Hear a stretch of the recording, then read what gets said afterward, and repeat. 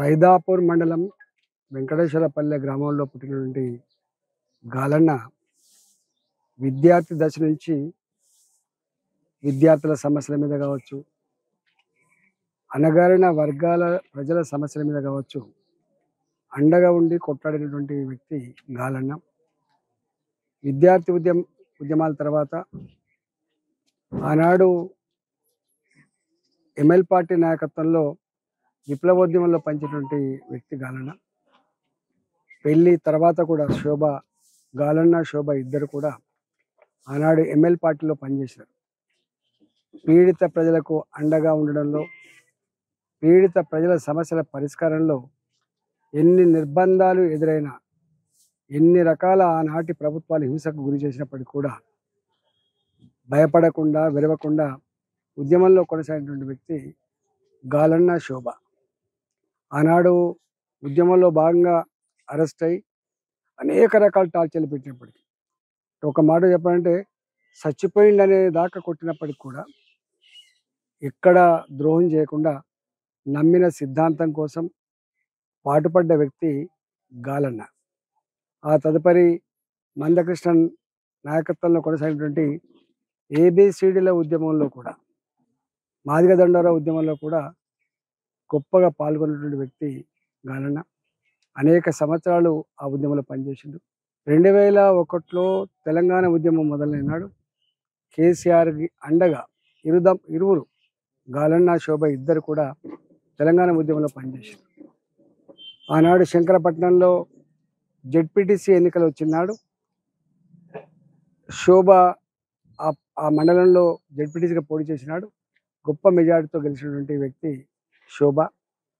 జెడ్పీటీసీగా 5 ఏళ్ళు ఆ మండలానికి సేవలు అందించడమే కాకుండా 2001 నుంచి మళ్ళీ ఆమెను బయటికి పంపించేంత వరకు 2018 వరకు కూడా తెలంగాణ ఉద్యమంలో కీలకంగా పనిచేసిన వ్యక్తి. 2014లో చొప్పదండి నియోజకవర్గంలో రిజర్వేషన్లో భాగంగా ఆమెకు అవకాశం వచ్చినాడు. మంచి మేరతో గెలిచి 5 సంవత్సరాల కాలం చొప్పదండి నియోజకవర్గ ప్రజలకు రోడ్లు వేసే విషయంలో, మోరీలు కట్టించే విషయంలో, సిమెంట్ రోడ్లు వేసే విషయంలో అన్నిటికీ మిక్కిలి ఆ కరువు ప్రాంతంలో ఎన్నడూ చెర్లల నీళ్లు రానిటువంటి ఆ నియోజకవర్గంలో చెర్లు నింపి సంతోషాన్ని పంచుకున్న వ్యక్తి ఇలా శోభతో పాటు గాలన్న కూడా ఉన్నారు. 5 సంవత్సరాలు సరే, అభివృద్ధి అనేది నిరంతరంగా జరిగే ప్రక్రియ అయినప్పటికీ కూడా ప్రజల నోట్లో నాలుకలాగా ఉండి ప్రజల ప్రేమను పొందినటువంటి జంట ఈ జంట. అసలు శోభక్క గాలన్న ఇద్దరిని విడదీయలేం మనం. అంటే వాళ్ళ ప్రయాణం ఎప్పుడు కూడా ఒంటరిగా ఉండేది కాదు.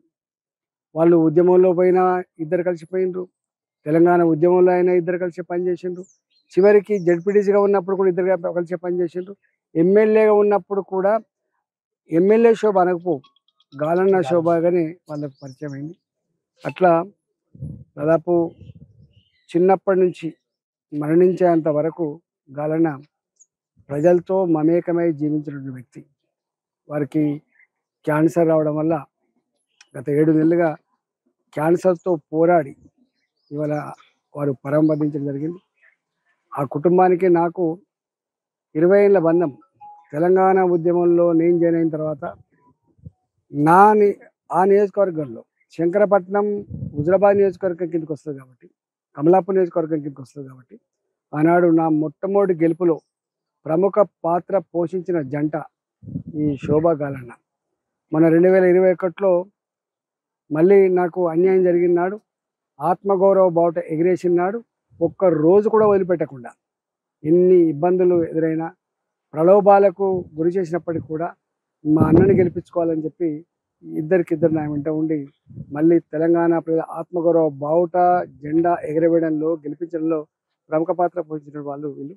అంటే నిజంగా ఆ కుటుంబంతో నాకు 20 ఏళ్ళ బంధం ఉంది. వారి మరణం తీరని లోటుగా భావిస్తున్నాం. మరి ముఖ్యంగా పీడిత ప్రజలకి ఒక తీరని లోటుగా భావిస్తూ ఉన్నాం. వారి ఆత్మకు శాంతి కలగాలని ప్రార్థిస్తూ, వారి కుటుంబ సభ్యులకి ప్రగాఢమైనటువంటి సానుభూతిని వ్యక్తం చేస్తూ ఆ కుటుంబానికి అండగా ఉంటామని ఈ సందర్భంగా తెలియజేస్తాం.